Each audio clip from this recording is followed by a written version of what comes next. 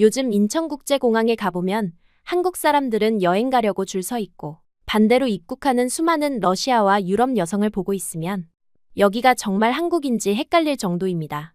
오늘 이야기의 주인공도 그랬습니다. 자신의 꿈에 다가서기 위해 모두의 걱정을 뒤로하고 한국으로 온 러시아 여성의 사연입니다. 그녀는 한국에서 꿈뿐만 아니라 평생의 배필인 남자도 찾았다고 하는데요. 그러나 그의 나이가 너무 많아 주변에선 밤일도 제대로 못할 거라고 비아냥거렸다고 합니다. 모두의 참견에도 자신의 선택을 믿으며 결혼한 그녀는 40이 넘는 남편과의 금술이 너무 좋아 나중엔 주변에서 어떻게 그렇게까지 금술이 좋냐고 상담을 할 정도라고 하는데요. 이제는 남편에게 살려달라고 한다는 그녀는 왜 이렇게까지 행복한 비명을 지르게 된 걸까요? 이야기 한번 들어보시죠. 저는 러시아 외곽의 작은 도시 노보시비르스크에서 태어났어요. 이름은 엘레나. 제 유년 시절은 대부분의 러시아 아이들과 크게 다르지 않았습니다. 하지만 다른 점이 있다면 저는 어릴 적부터 무언가를 만들고 꾸미는 일에 남다른 열정이 있었어요. 특히 인형의 머리카락을 닦고 리본을 바꿔주며 다양한 스타일을 시도하는 일에 몰두했습니다. 엘레나, 또 인형 가지고 놀고 있니? 엄마의 목소리에 고개를 들면 그녀는 항상 미소를 지으며 저를 바라보곤 했어요. 엄마는 제가 하는 일을 이해하지 못했지만 적어도 방해하진 않았습니다. 엄마의 머리를 꾸미겠다고 조르면 항상 웃으며 허락해 주셨어요. 하지만 우리 동네는 달랐습니다. 남자아이들은 거의 다 같은 스포츠 머리였고 머리를 깎는다는 인식만 있었어요. 머리를 꾸민다는 개념은 아무도 이해하지 못했습니다. 학교에서 미래 직업에 대해 발표할 때 저는 당당히 헤어 디자이너가 되고 싶다고 말했죠. 그러자 선생님도 친구들도 모두 어리둥절한 표정을 지었어요. 그게 무슨 직업이니? 우리 동네엔 이발소만 있잖아. 그런 반응이 처음엔 상처였지만 곧 제 결심을 더 굳게 만들었습니다. 저는 제 꿈을 이해해줄 누군가, 제 열정을 공유할 수 있는 사람을 만나고 싶었어요. 첫 남자친구 미하일은 학교에서 인기 많은 축구 선수였습니다. 처음엔 서로 좋아하는 마음의 데이트를 시작했어요. 하지만 제가 미용에 대한 열정을 이야기할 때마다 그의 눈에서 흥미가 사라지는 걸 느꼈습니다. 그게 무슨 진지한 꿈이야? 그냥 취미로 해. 여자는 가정을 꾸리는 게 먼저지. 결국 그의 그런 태도에 정이 떨어져 헤어졌어요. 두 번째 남자친구 블라디미르도 비슷했습니다. 처음엔 제 열정을 귀엽다고 여겼지만 점점 현실적으로 생각해 라는 말을 자주 했어요. 세 번째 남자친구도 네 번째도 모두 같았습니다. 그들은 제 꿈을 이해하지 못했고 저는 그런 그들과 함께할 수 없었어요. 20살 생일이 지나고 저는 점점 더 답답함을 느꼈습니다. 이 작은 도시에서는 제 꿈을 이룰 수 없다는 생각이 강하게 들었어요. 발전 없는 곳에 머무르면 안 된다. 는 생각이 밤마다 저를 괴롭혔습니다. 어느 날 저녁 부모님께 제 고민을 털어놓았어요. 그 자리를 지키는 것도 멋진 일이야. 엘레나. 아버지의 말씀은 진심이었습니다. 여기서 안정적으로 살아가는 것도 나쁘지 않아. 우리처럼. 아버지는 30년간 같은 공장에서 일하셨고 어머니는 지역 병원에서 간호사로 일하셨어요. 그들의 삶은 안정적이었지만 제겐 그런 삶이 숨막히게 느껴졌습니다. 아빠, 저는 더 큰 꿈이 있어요. 여기선 그 꿈을 이룰 수 없어요. 그날 밤 결심했습니다. 상트페테르부르크로 가기로요. 예술과 문화의 도시, 젊은 층이 많고 패션과 디자인 학교가 밀집한 곳이었어요. 기차를 타고 8시간, 처음 도착한 상트페테르부르크의 활기찬 거리는 저를 압도했습니다. 형형색색의 간판들, 세련된 옷차림의 사람들 그리고 무엇보다 다양한 헤어스타일을 한 젊은이들이 눈에 띄었어요. 이곳에서는 헤어스타일이 단순한 머리가 아니라 자신을 표현하는 방식이었습니다. 작은 원룸을 구해 정착하고 지역 미용학교에 등록했어요. 학비를 벌기 위해 카페에서 아르바이트도 시작했습니다. 매일이 도전이었지만 처음으로 제 열정을 이해하는 사람들에 둘러싸여 있다는 사실이 저를 행복하게 했어요. 학교에서 만난 나타샤는 제 첫 진짜 친구가 되었습니다. 그녀도 저처럼 작은 도시에서 온 꿈 많은 소녀였어요. 엘레나, 너의 손놀림은 정말 특별해. 너는 아티스트야. 나타샤의 말에 처음으로 제 재능을 인정받는 느낌이 들었습니다. 1년이 지나자 저는 학교에서 상위권 학생이 되었어요. 교수님들도 제 실력을 인정해 주셨고 작은 살롱에서 주말 아르바이트도 시작했습니다. 그곳에서 처음으로 실제 고객의 머리를 만져볼 기회를 얻었어요. 당신 손길이 특별해요. 다음에도 꼭 당신에게 맡길게요. 첫 고객의 말에 가슴이 뛰었습니다. 하지만 저는 더 배우고 싶었어요. 더 많은 기술, 더 다양한 스타일. 세계적인 트렌드를 알고 싶었습니다. 그런 열망으로 가득 찬 상태에서 국제 뷰티 패션 행사가 상트페테르부르크에서 열린다는 소식을 들었어요. 신진 헤어 아티스트 부문에 도전해봐. 나타샤의 권유에 망설였지만 용기를 내어 참가 신청을 했습니다. 행사 당일 떨리는 마음으로 무대에 섰어요. 제 모델은 나타샤였고 저는 그녀의 긴 금발을 러시아 전통 브레이드와 현대적 요소를 결합한 스타일로 완성했습니다. 심사위원들의 시선이 느껴졌지만 저는 오로지 제 손끝에만 집중했어요. 러시아의 전통과 현대를 잘 조화시켰네요. 색다른 시도였어요. 심사위원의 평가에 안도의 한숨을 내쉬었습니다.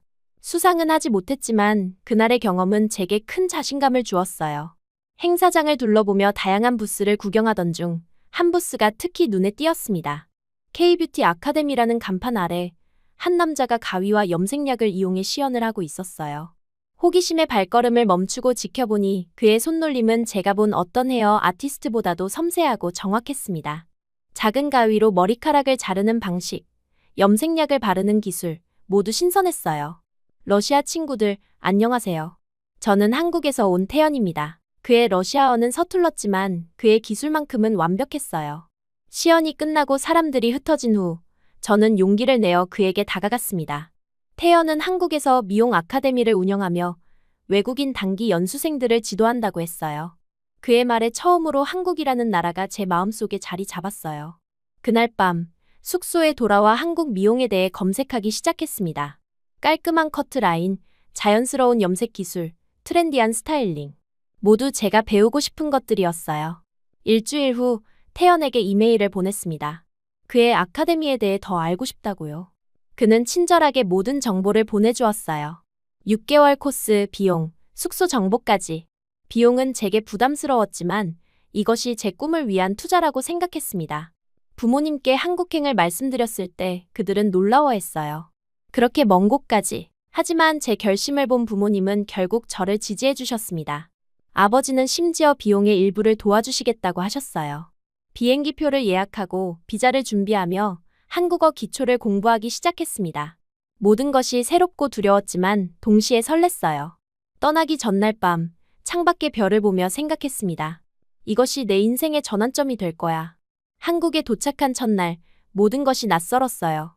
언어, 음식, 사람들의 행동 방식까지. 하지만 태연의 아카데미는 따뜻했습니다. 다양한 국적의 학생들이 있었고 모두 저처럼 배움에 목마른 사람들이었어요. 첫 수업부터 한국식 미용의 철학을 배웠습니다. 자연스러움을 추구하되 정확한 기술로 완성한다. 이 말이 제 가슴에 와닿았어요. 언어 장벽은 컸지만 머리를 만지는 일에는 언어가 필요 없었습니다. 태연의 시범을 유심히 관찰하고 따라하며 실수하고 다시 도전했어요. 때로는 좌절도 있었지만 매일 조금씩 성장하는 제 모습을 볼 수 있었습니다. 특히 태연의 지도 방식이 좋았어요. 그는 엄격했지만 항상 이유를 설명해 주었습니다. 왜 이렇게 해야 하는지 알게 해주는 선생님이었어요. 엘레나, 당신의 손은 정말 특별해요. 더 자신감을 가져도 돼요. 수업 중 태연이 건넨 말에 가슴이 뛰었습니다. 6개월의 시간은 순식간에 지나갔어요. 마지막 평가에서 저는 최우수 학생으로 선정되었습니다. 태연은 제게 직접 수료증을 건네며 축하해 주었어요. 엘레나, 당신은 이제 한 단계 성장한 디자이너예요. 앞으로의 길이 기대돼요. 그의 눈빛에서 진심을 느꼈습니다. 그리고 그 순간 저는 깨달았어요. 제가 존경하는 마음 이상의 것을 태연에게 느끼고 있다는 것을. 처음엔 동경이라 여겼던 감정이 사실은 사랑이었다는 것을 말이에요. 수료식 날 다른 학생들이 모두 떠난 후 저는 태연에게 다가갔습니다. 선생님, 저 한국에서 더 배우고 싶어요. 태연은 미소를 지으며 대답했어요. 그래요. 한국에서 일해보면 훨씬 더 늘 거예요. 그 말에 용기를 내어 제안했습니다. 혹시 선생님 숍에서 막내라도 조은이 배울 수 있을까요? 태연은 당연히 디자이너를 육성하는 것도 자신의 일이라며 흔쾌히 허락했어요. 그렇게 저는 꿈에 한 발짝 더 가까이 다가갔습니다. 그리고 한국에 머물기 위해 러시아의 집도 짐도 정리해야 했어요. 그렇게 러시아에 다녀와야 했어요. 러시아로 돌아가기 전날 가방을 정리하면서도 제 마음은 태연 선생님에게 가 있었습니다. 이제는 단순한 존경심이 아니라는 것을 확실히 알게 되었어요. 매일 그의 손놀림을 지켜보고 그의 목소리를 듣고 그의 미소를 보면서 제 마음속엔 사랑이 자라고 있었습니다. 용기를 내어 태연 선생님에게 문자를 보냈어요.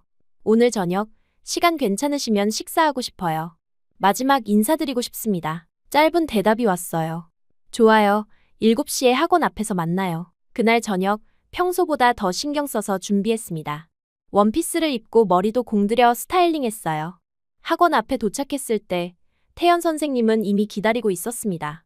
평소와 달리 캐주얼한 옷차림이었고 그것만으로도 제 심장은 빨리 뛰었어요. 그와 들어간 곳은 한강이 내려다 보이는 한식당이었습니다. 창가 자리에 앉아 서울의 야경을 바라보며 저는 마음을 가다듬었어요. 음식이 나오고 가벼운 대화를 나누다가 잠시 침묵이 흐른 후 저는 용기를 내어 질문했습니다. 선생님, 여자친구 있으세요? 그는 놀란 표정을 지었어요. 없어요. 왜요? 제 심장은 더 빨리 뛰기 시작했습니다. 언제 마지막으로 연애하셨어요? 태연 선생님은 잠시 생각하더니 대답했어요. 3년 전쯤이요. 일에 집중하다 보니 시간이 없었네요. 이제 가장 중요한 질문을 할 차례였습니다. 심호흡을 하고 그의 눈을 똑바로 바라보며 물었어요. 저는 어때요? 그의 얼굴에 당혹감이 스쳤습니다. 그는 잠시 말을 고르는 듯 했어요. 엘레나, 당신은 훌륭한 제자예요. 재능도 있고 열정도 있어요. 그게 아니라 여자로서 저는 어떤가요? 제 말에 그는 숟가락을 내려놓았습니다. 엘레나, 우리 사이에는 나이 차이가 있어요. 저는 33살이고 당신은 22살이에요. 그리고 국적도 달라요. 당신은 아직 어리고 이건 단순한 착각일 수 있어요. 그의 말은 완곡한 거절이었지만 저는 물러서지 않았습니다. 사랑의 나이와 국적이 무슨 상관인가요? 제 마음은 확실해요. 태연 선생님은 깊은 한숨을 내쉬었어요. 당신이 한국에 온 건 배우러 온 거잖아요. 감정에 휘둘리면 목표를 잃을 수 있어요. 식사를 마치고 밖으로 나왔을 때 가벼운 비가 내리고 있었습니다. 그가 우산을 펴서 함께 쓰자고 했어요. 그 작은 공간 안에서 그의 향기가 더 짙게 느껴졌습니다. 헤어지기 전 저는 마지막 한마디를 던졌어요. 저 러시아 다녀오는 동안 여자친구 만들지 말아요. 그는 놀란 듯 저를 바라보다가 난감한 듯 그리고 부드럽게 웃었습니다. 다음 날 인천공항에서 비행기를 타며 제 마음은 이미 돌아올 계획으로 가득 찼어요. 이건 끝이 아니라 새로운 시작이라고 생각했습니다. 노보시비르스크에 도착하자마자 부모님은 저를 반갑게 맞아주셨어요. 그날 저녁 저는 한국에서의 경험과 배운 것들을 열정적으로 이야기했습니다. 그리고 마침내 제 진짜 계획을 털어놨어요. 저 다시 한국 가려고요. 이번엔 일하러요. 부모님의 표정이 굳어졌습니다. 아버지는 걱정스러운 목소리로 물었어요. 그렇게 멀리 가서 혼자 어떻게 살려고? 위험할 수도 있어. 어머니도 마찬가지였습니다. 여기서도 충분히 일할 수 있잖아. 왜 굳이 한국이야? 제가 태연 선생님에 대한 마음을 살짝 내비치자 부모님은 더 걱정하셨어요. 하지만 제 결심은 확고했습니다. 결국 부모님은 늘 내가 해온 일을 믿는다 며 지지해 주셨어요. 친구들을 만났을 때도 비슷한 반응이었습니다. 나타샤와 다른 친구들은 제 한국 이야기에 귀를 기울였어요. 하지만 태연 선생님 얘기를 하자 다들 의아해했습니다. 그 남자 너무 늙은 거 아니야? 11살이나 차이 나잖아. 나타샤가 물었어요. 마리나는 더 직설적이었습니다. 한국 남자들 러시아 남자들하고 비교하면 듬직하지도 않잖아. 그리고 나이도 그렇게 차이 나는데. 밤일은 하겠어? 그 말에 순간 화가 났지만 참았어요. 그들은 태연을 모르니까요. 그의 섬세함, 열정, 책임감을 모르는 거예요. 대신 미소를 지으며 대답했습니다. 직접 부딪혀보면 알겠지. 귀국 후 한 달 동안 저는 한국 비자와 항공권을 준비했어요. 밤마다 태연에게 문자를 보냈고 그는 항상 친절하게 답장해줬습니다. 비즈니스 관계였지만 그 안에서도 따뜻함을 느낄 수 있었어요. 다시 한국행 비행기에 오르며 저는 불안과 설렘을 동시에 느꼈습니다. 이번엔 관광객도 학생도 아닌 직장인으로 가는 거예요. 태연의 헤어숍에서 일하게 된다는 사실만으로도 가슴이 뛰었습니다. 인천공항에 도착했을 때 태연이 직접 마중 나와 있었어요. 그를 보는 순간 제 얼굴에 미소가 번졌습니다. 그는 여전히 친절했지만 약간의 거리감이 느껴졌어요. 아마도 마지막 만남 때문이겠죠. 태연은 미리 준비해둔 원룸으로 저를 데려다줬습니다. 숍에서 걸어서 10분 거리였어요. 작지만 깨끗한 공간이었고 당장 살기에는 충분했습니다. 다음 날부터 바로 일을 시작하기로 했어요. 첫 출근 날 긴장된 마음으로 숍에 들어섰습니다. 태연 헤어라는 간판이 달린 모던한 공간이었어요. 직원은 태연 포함 총 6명이었고 저는 막내였습니다. 다른 디자이너들은 저를 호기심 어린 눈으로 바라봤어요. 러시아에서 온 엘레나예요. 오늘부터 함께 일하게 됐습니다. 잘 부탁드려요. 제 어색한 한국어 인사에 모두 웃으며 반겨주었습니다. 처음엔 카운터에서 예약받고 샴푸하고 청소하는 일을 주로 했어요. 한국어가 서툴러 실수도 많았습니다. 디자이너 선배님들이 답답해하기도 했지만 대부분은 외국인이라는 점을 이해해 주셨습니다. 태연은 숍에서는 철저히 원장님이었어요. 개인적인 감정을 전혀 드러내지 않았고 오히려 다른 직원들보다 저에게 더 엄격했습니다. 실수하면 바로 지적했고 칭찬은 거의 없었어요. 그런 태도가 때로는 서운했지만 그가 의도적으로 거리를 두는 것임을 알았습니다. 숍 생활은 생각보다 훨씬 힘들었어요. 러시아에서와는 차원이 다른 서비스를 요구받았습니다. 손님이 오면 깍듯이 인사하고 항상 미소를 유지하며 작은 요구사항도 즉시 응대해야 했어요. 청소도 완벽해야 했고 샴푸할 때는 물 한 방울 튀지 않게 해야 했습니다. 선배 디자이너 미진 언니는 저에게 특히 엄격했어요. 외국인이라고 봐주는 거 없어. 여기서 일하려면 한국 스타일에 맞춰야 해. 그녀의 말은 때로 상처였지만 배움이기도 했습니다. 가장 어려운 건 비용 문제였어요. 월급은 적었고 원룸 월세와 생활비를 내고 나면 거의 남는 게 없었습니다. 하지만 저는 한국 경력은 값지고 무엇보다 태연을 내 사람으로 만들고 싶다는 열망으로 버텼어요. 밤에는 숍에 남아 연습했습니다. 마네킹으로 커트 연습을 하고 색상 배합을 공부했어요. 태연은 가끔 남아서 저를 지도해 주었습니다. 그럴 때면 우리 사이의 거리가 조금씩 좁혀지는 것 같았어요. 엘레나, 그렇게 하면 안 돼. 이렇게 해봐. 그가 제 손을 잡고 가위 쥐는 법을 알려줄 때 제 심장은 마구 뛰었습니다. 3개월이 지나자 숍 생활에 점점 적응해 갔어요. 한국어도 늘었고 기본적인 샴푸와 스타일링은 자신 있게 할 수 있었습니다. 무엇보다 제 특유의 밝은 성격으로 숍 분위기를 살리는 역할을 하게 되었어요. 미진 언니도 점점 마음을 열었습니다. 너 처음엔 걱정했는데 생각보다 일 잘하네. 요즘 애들 전부 도망만 가는데 다른 디자이너들과도 친해졌어요. 함께 점심 먹고 가끔은 퇴근 후 소주 한잔하며 이야기를 나눴습니다. 심지어 손님들 중에는 저를 찾는 분들도 생겼어요. 러시아 직원이 샴푸해주는 게 좋아요. 라는 말을 들을 때마다 뿌듯했습니다. 어느 날 태연이 제게 첫 커트 기회를 주었어요. 단골 손님 중 한 분이 간단한 트리밍만 해달라 고 하셨을 때였습니다. 떨리는 마음으로 가위를 들었어요. 태연이 옆에서 지켜보는 가운데 최대한 집중해서 작업했습니다. 어머, 손길이 정말 섬세하네요. 손님의 칭찬에 자신감이 생겼어요. 작업을 마치고 태연이 체크했을 때 그는 조용히 고개를 끄덕였습니다. 그날 저녁 퇴근길에 그가 말했어요. 오늘 잘했어. 앞으로 더 많은 기회를 줄게. 그 말 한마디가 저를 얼마나 행복하게 했는지 모릅니다. 제 실력을 인정받은 것 같아 기뻤어요. 반년이 지난 어느 금요일 저녁, 태연이 갑자기 회식을 제안했습니다. 다른 직원들과 함께 삼겹살집에 갔어요. 오랜만에 회식이라 모두들 즐거워했습니다. 소주가 몇 병 오가고 분위기가 무르익었어요. 엘레나, 한국 와서 적응하느라 힘들지? 태연의 질문에 저는 미소 지었습니다. 처음엔 힘들었지만 이제는 많이 좋아졌어요. 모두 덕분이에요. 회식이 끝나고 모두 헤어질 때 저는 태연의 팔을 살짝 잡았어요. 원장님, 이 차 가요.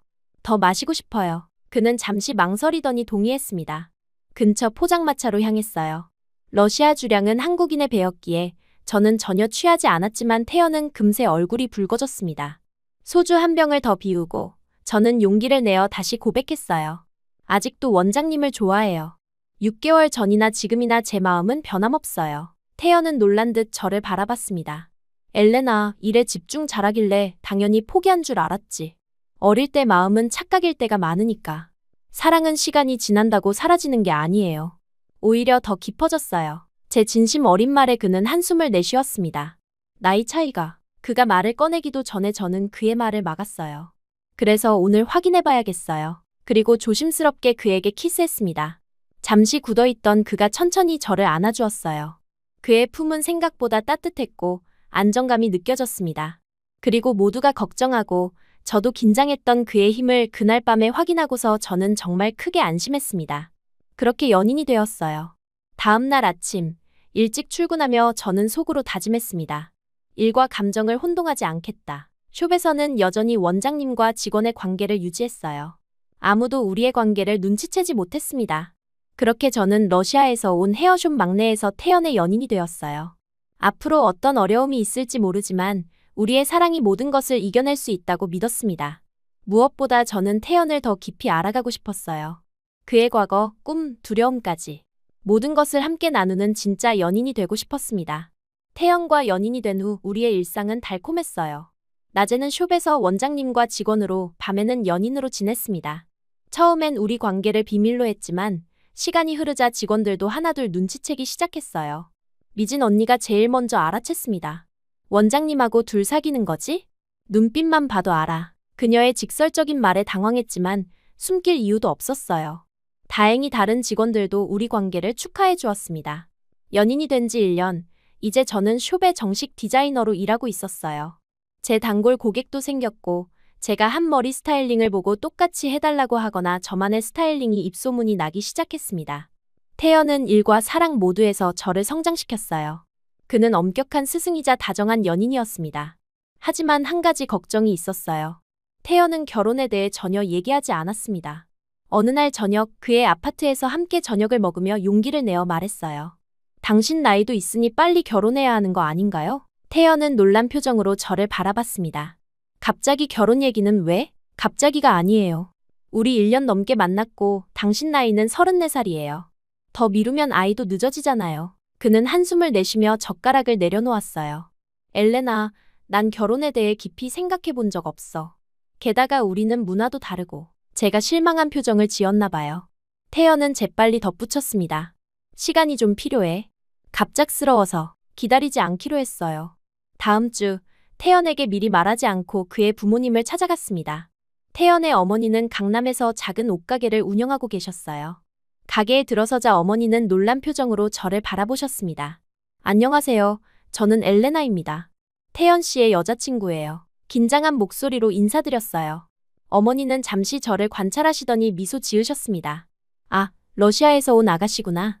아들이 얘기했어. 와서 앉아. 태연의 어머니는 예상보다 훨씬 친절하셨어요. 차를 내어주시며 이것저것 물어보셨습니다. 러시아에서 온 이유, 가족 이야기, 태연을 어떻게 만났는지 솔직하게 대답했어요.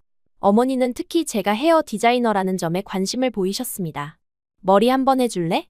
우리 아들이 하면 늘 마음에 안 들어서. 그렇게 어머니 머리를 간단하게 스타일링 해드리고 거울을 보여드리자 어머니는 환하게 웃으셨습니다. 이렇게 잘하는데 왜 우리 아들은 맨날 구식으로만 하는지. 내가 좀 가르쳐줘야겠다. 저녁 무렵 태연의 아버지의 퇴근을 기다렸어요. 아버지는 저를 보시고 놀라셨지만 어머니의 설명을 듣고 고개를 끄덕이셨습니다. 함께 저녁을 먹으며 아버지는 저에게 소주를 권하셨어요. 러시아 사람들은 술 잘 마신다던데 진짜야? 자신 있게 잔을 받았습니다. 러시아에서 훈련된 주량은 한국 소주쯤이야 문제 없었어요. 한 잔, 두 잔. 아버지와 주량을 겨루다 보니 어느새 병이 몇 개 비었습니다. 아버지는 점점 더 저를 흥미롭게 바라보셨어요.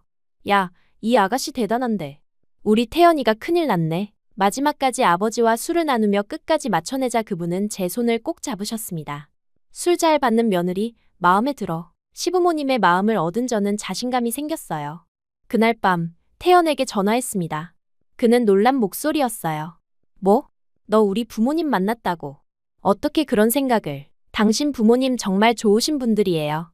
특히 아버님과 술 마셨는데 완전 인정해 주셨어요. 태연은 한숨을 내쉬었습니다. 엘레나, 너 정말. 하지만 이제 내 차례네. 너의 부모님을 만나야겠어. 다음 문제는 친정이었어요.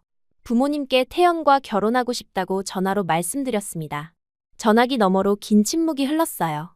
엘레나, 정신 차려. 아버지의 목소리가 평생 처음으로 듣는 화가 난 목소리였습니다. 그런 약한 남자와 결혼한다고. 게다가 11살이나 많아? 젊고 힘 좋은 러시아 남자가 얼마나 많은데. 어머니도 반대하셨어요. 사랑은 식어도 생활은 계속되는 거야. 나이 차이는 시간이 갈수록 더 크게 느껴질 거야. 부모님을 설득할 자신이 없었습니다. 태연에게 상황을 설명하자 그가 놀라운 제안을 했어요. 내가 직접 러시아로 가서 허락을 받아볼게. 2달 후 우리는 함께 노보시비르스크행 비행기에 올랐습니다. 태연은 긴장한 모습이었어요. 러시아어도 모르고 문화도 낯설었으니까요. 공항에서 부모님이 마중 나오셨지만 표정이 좋지 않았습니다. 집에 도착하자 냉랭한 분위기가 감돌았어요. 아버지는 태연을 힐끔힐끔 보시며 마음에 들지 않는다는 표정이었습니다. 저녁 식사 자리에서 아버지는 태연에게 보드카를 건네셨어요. 러시아 남자들은 이걸 한 번에 마신다네. 태연은 잠시 망설이다가 보드카를 단숨에 마셨습니다. 그러나 경험 없는 그에게 러시아 보드카는 너무 강했어요. 곧 얼굴이 빨개지고 화장실로 달려갔습니다. 아버지는 저에게 고개를 저으셨어요. 안 되겠다. 이런 남자가 어떻게 우리 딸을 지키겠어? 하지만 태연은 다시 돌아왔습니다. 창백한 얼굴이었지만 결연한 표정으로 아버지를 바라봤어요. 한 잔 더 주십시오. 아버지는 놀라셨지만 다시 한 잔을 따라주셨습니다. 태연은 이번에도 한 번에 마셨어요. 그리고 또 한 잔, 또 한 잔. 태연의 끈기에 아버지는 마침내 미소를 지으셨습니다. 좋다. 데려가라. 하지만 우리 딸에게 잘해야 한다. 그렇게 두 집안의 허락을 받아낸 우리는 결혼 준비를 시작했어요. 작은 결혼식을 계획했지만 태연의 어머니가 반대하셨습니다. 아들 하나 결혼시키는데 작게 할 순 없지. 제대로 해야지. 결혼식 날, 저는 러시아 전통 웨딩드레스와 한국 웨딩드레스 두 벌을 준비했어요. 양가 친척들과 친구들이 모인 가운데 우리는 영원한 사랑을 맹세했습니다. 하지만 그 행복한 날에도 불편한 시선은 있었어요. 결혼식장에서 제 러시아 친구들이 수군거리는 소리가 들렸습니다. 저렇게 늙어서 어떡하냐. 아이는 가질 수 있을까? 그 말을 듣고 화가 나서 그들에게 다가갔어요. 내가 직접 확인했으니 걱정 마. 오히려 나보다 체력이 좋을걸. 그 말에 친구들은 놀란 표정이었고 비아냥대는 친구 때문에 하마터면 싸움이 날 뻔했어요. 다행히 나타샤가 중재에 나서서 상황은 진정됐습니다. 신혼여행은 발리로 갔어요. 열대의 햇살 아래 우리는 완벽한 시간을 보냈습니다. 태연은 휴가 중에도 다음 컬렉션에 대해 이야기하며 열정을 보였어요. 저는 그런 그의 모습이 더 사랑스러웠습니다. 한국으로 돌아와 새 아파트에 정착했어요. 이제 우리는 부부로서 헤어숍을 이끌어 나갔습니다. 저는 러시아 고객을 위한 특별 서비스를 시작했고 태연은 기술 교육을 맡았어요. 숍은 점점 더 번창했습니다. 결혼 1년 후 기쁜 소식이 찾아왔어요. 제가 임신한 거였습니다. 처음 임신 테스트기에서 두 줄이 나왔을 때 저는 울음을 참을 수 없었어요. 태연에게 알리자 그는 저를 번쩍 들어올리며 기뻐했습니다. 조심해요. 아기 다쳐요. 웃으며 말했지만 그의 행복한 표정은 잊을 수 없었어요. 시부모님도 기뻐하셨고 특히 시어머니는 매일 좋은 음식을 보내주셨습니다. 러시아 부모님은 비행기 표를 예약하셨고 출산 한 달 전에 한국에 오시기로 했어요. 임신 중에도 일을 계속했습니다. 배가 불러올수록 고객들은 더 세심하게 챙겨주셨어요. 러시아 아가씨가 한국에서 아이를 낳는구나. 대단하다. 아들 민준이 태어났을 때 태연은 병원에서 펑펑 울었습니다. 그의 손에 아들을 쥐어주자 태연의 표정은 형언할 수 없이 행복했어요. 저는 그 순간 다시 한번 내가 올바른 선택을 했다고 느꼈습니다. 민준이가 6개월 되었을 때 또 다른 기쁜 소식이 찾아왔어요. 둘째를 임신한 겁니다. 태연은 놀라면서도 기뻐했습니다. 연년생이네. 정말 축복이야. 부모님이 한국에 다시 오셨을 때 장인어른은 태연을 보며 미소 지으셨어요. 힘이 약한 줄 알았는데 아니구만. 우리 딸 행복하게 해주는구나. 태연은 쑥스러운 표정으로 웃었지만 장인어른과의 사이도 많이 좋아졌습니다. 두 사람은 함께 낚시도 가고 술도 마시며 가까워졌어요. 둘째 딸 소유리가 태어나고 우리 가정은 더 행복해졌습니다. 두 아이를 키우며 일하는 건 정말 힘들었지만 태연은 훌륭한 아빠였어요. 퇴근 후에는 아이들과 놀아주고 밤에는 젖병을 데워주는 등 육아에 적극적이었습니다. 친구들은 여전히 비웃었어요. 나이 드니 급한 것 같네. 애들 연달아 낳고. 하지만 저는 그런 말에 더 이상 상처받지 않았습니다. 우리 가족의 행복이 모든 것을 증명해 주었으니까요. 몇 년이 지나고 아이들이 어느 정도 자라자 우리는 셋째를 가질까 고민했어요. 저는 외동으로 자라서 항상 형제자매가 많은 가정을 꿈꿨거든요. 태연도 동의했습니다. 큰 가족이 좋지. 우리 집은 너무 조용했어. 그렇게 셋째 유진이가 태어났어요. 이제 우리 집은 항상 시끌벅적했습니다. 아이들의 웃음소리, 울음소리, 장난감 소리로 가득했어요. 하루하루가 도전이었지만 그만큼 보람도 컸습니다. 놀라운 건 태연이었어요. 나이가 들수록 그의 체력과 열정은 오히려 더 강해졌습니다. 40대에 들어선 그는 30대보다 더 에너지가 넘쳤어요. 쇼일도, 가정일도, 육아도 모두 열심히 했습니다. 어느 날 밤 아이들이 모두 잠든 후 태연이 제게 말했어요. 엘레나, 고마워. 내가 없었다면 이런 행복은 상상도 못했을 거야. 그 말에 가슴이 뭉클했습니다. 저도 그에게 고마웠어요. 제 꿈을 이루게 해주고 사랑스러운 가정을 만들어 주어서요. 러시아 외곽의 작은 도시에서 꿈꿔왔던 것보다 훨씬 더 행복한 삶이었습니다. 친구 나타샤가 서울에 여행 왔을 때 그녀는 우리 가정을 보고 놀라워했어요. 엘레나, 넌 정말 행운아야. 이렇게 완벽한 가정이라니. 그녀의 말에 미소 지었습니다. 운이 아니라 선택이었어요. 모든 편견과 장애물을 뛰어넘은 선택. 그리고 그 선택이 지금의 저를 만들었습니다. 새 아이의 엄마이자 성공한 헤어 디자이너 그리고 사랑하는 아내로서의 삶을 살게 해주었어요. 셋째 유진이가 태어난 지 6개월이 지났어요.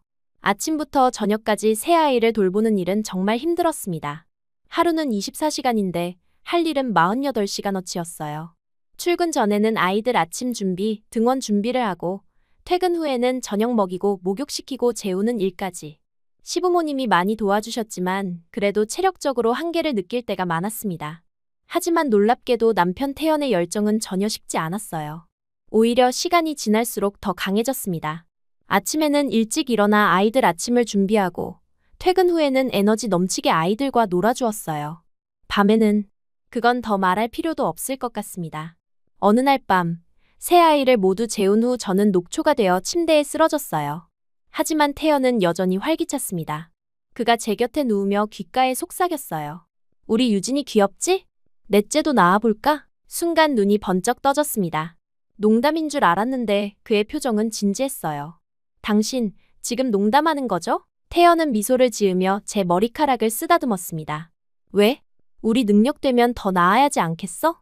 4명이면 딱 좋을 것 같은데. 저는 벌떡 일어나 그를 노려봤어요. 4명이요? 당신 미쳤어요? 지금도 이렇게 힘든데. 태연 씨, 진지하게 얘기해요. 저는 이제 감당이 안 돼요. 당신은 왜 나이가 들수록 더 강해지는 거예요? 그는 자랑스럽게 웃으며 대답했어요. 우리 젊은 와이프 위해서 건강관리 열심히 했거든. 운동도 하고 건강식도 챙겨 먹고. 다음 날 저는 산부인과에 가서 상담을 받았습니다. 의사 선생님은 제 건강 상태를 고려했을 때 넷째 임신은 위험할 수 있다고 조언해 주셨어요. 그 말을 듣고 안도의 한숨을 내쉬었습니다. 이제 태연을 설득할 근거가 생긴 거예요. 저녁에 태연에게 의사의 말을 전했어요. 선생님이 넷째는 건강에 위험할 수 있대요. 그러니 이제 그만하자. 태연은 실망한 표정이었지만 곧 웃으며 대답했습니다. 알았어. 내 건강이 더 중요하지. 한 주가 지났을까요? 태연이 퇴근길에 작은 상자를 들고 왔어요. 열어보니 고급 영양제였습니다. 이거 먹으면 체력 회복된대. 그러면 넷째도 가능할지 몰라. 저는 기겁했어요. 정말 포기를 모르는군요. 영양제 먹는다고 위험성이 사라지는 게 아니에요. 그날 밤 진지하게 대화를 나눴습니다. 태연 씨, 솔직히 말할게요. 넷째는 정말 무리예요. 정관 수술 알아보는 게 어때요? 남편의 얼굴이 창백해졌어요. 수술? 네, 간단한 시술이래요. 입원도 필요 없대요. 태연은 한동안 말을 잇지 못했습니다. 그리고는 침대 반대편으로 멀어지며 중얼거렸어요. 생각해볼게. 그 뒤로 태연은 넷째 얘기를 꺼내지 않았습니다. 대신 아이들에게 더 많은 시간을 쏟기 시작했어요. 주말마다 놀이공원, 수영장, 도서관 나들이를 다녔습니다. 아마도 넷째에 대한 열망을 다른 방식으로 풀고 있는 것 같았어요. 한 달 뒤, 러시아에서 나타샤와 친구들이 한국에 놀러 왔습니다. 한 친구는 최근 이혼했다고 했어요. 함께 커피를 마시며 이야기를 나눴습니다. 그녀는 자신의 불행한 결혼 생활을 털어놓았어요. 남편이 바람을 피웠어. 게다가 집안일은 하나도 안 도와주고 술만 마시고. 정말 지옥 같았어. 다른 러시아 친구들에게서도 비슷한 이야기를 들었습니다. 올가는 남편이 폭력적이라고 했고, 마리나는 남편이 실직 후 우울증으로 힘들다고 했어요. 그들은 모두 제게 물었습니다. 엘레나, 너는 어떻게 이렇게 행복한 결혼 생활을 유지하는 거야? 금술 비결이 뭐야? 순간 웃음이 나왔어요. 제가 결혼할 때 그들이 했던 말이 떠올랐습니다. 그렇게 늙은 남자랑 어떻게 살아? 듬직하지도 않은데 밤일은 하겠어? 이제 그들에게 당당히 말할 수 있었어요. 이젠 감당이 안 돼서 정관수술 시키려고 고민 중이야. 친구들의 눈이 동그래졌습니다. 나타샤가 놀라서 물었어요. 뭐라고? 무슨 나이를 그렇게 먹고도 지치지도 않아? 저는 우쭐한 마음으로 대답했습니다. 응, 나이 들수록 더 강해져. 이제 나도 체력이 안 따라가. 그날 저녁, 친구들과 헤어진 후 숍으로 태연을 데리러 갔어요. 그는 막내 유진이를 안고 있었습니다. 아이를 향한 그의 눈빛은 사랑으로 가득했어요. 그 순간 제 마음이 다시 한번 녹아내렸습니다. 차 안에서 태연이 물었어요. 친구들 만나서 즐거웠어? 응, 근데 모두 자기네 결혼 생활이 불행하다고 하더라고요. 그러면서 우리 금술 비결을 물어봤어. 태연이 웃으며 물었습니다. 뭐라고 대답했어? 당신 때문에 정관수술 고민 중이라고 했죠. 태연은 크게 웃었어요. 그리고 진지한 표정으로 말했습니다. 엘레나, 나 정말 행복해. 내가 내 인생에 나타나서 집에 도착해서 아이들을 재우고 나니 어느새 밤 11시였어요. 녹초가 되어 침대에 누웠는데 태연의 눈빛이 심상치 않았습니다. 제가 먼저 항복을 외쳤어요. 오늘은 정말 피곤해요. 내일 일찍 일어나야 하고. 태연은 실망한 표정이었지만 이해한다고 했습니다. 그런데 잠시 후 그가 또 속삭였어요. 넷째 생각은 정말 완전히 접은 거야? 저는 한숨을 내쉬며 대답했어요. 네, 절대로 안 돼요. 살려주세요. 그는 키득거리며 저를 안아주었습니다. 알았어, 알았어. 농담이야. 이제 저도 30이 넘었어요. 처음 만났을 때 모든 사람들이 우려했던 나이 차이와 문화 차이는 아무런 문제가 되지 않았습니다. 오히려 우리의 결혼 생활은 주변 사람들이 부러워할 만큼 행복했어요. 태연은 나이가 들수록 더 책임감 있고 다정한 남편이 되었습니다. 그리고 놀랍게도 체력도 더 좋아졌어요. 제가 오히려 지쳐 쓰러질 때가 많았습니다. 하지만 이 모든 것이 행복한 비명이었어요. 러시아 외곽의 작은 도시에서 태어나 인형 머리 닦기를 좋아하던 소녀가 이제는 한국에서 새아이의 엄마이자 성공한 헤어 디자이너 그리고 행복한 아내가 되었습니다. 가끔 제 인생을 되돌아보면 놀라워요. 모든 편견과 장애물을 뛰어넘어 여기까지 왔다는 사실이 믿기지 않습니다. 그리고 이 모든 여정의 중심에는 태연이 있었어요. 오늘도 아이 셋을 재우고 태연의 눈빛을 마주하며 행복한 비명을 내지릅니다. 넷째는 절대 안 돼요. 제발 살려주세요. 하지만 속으로는 알고 있어요. 이런 행복한 비명을 내지를 수 있다는 것 자체가 얼마나 큰 축복인지를요. 러시아 외곽에서 시작된 제 삶은 한국에서 가장 눈부신 사랑과 가정으로 빛나고 있었습니다.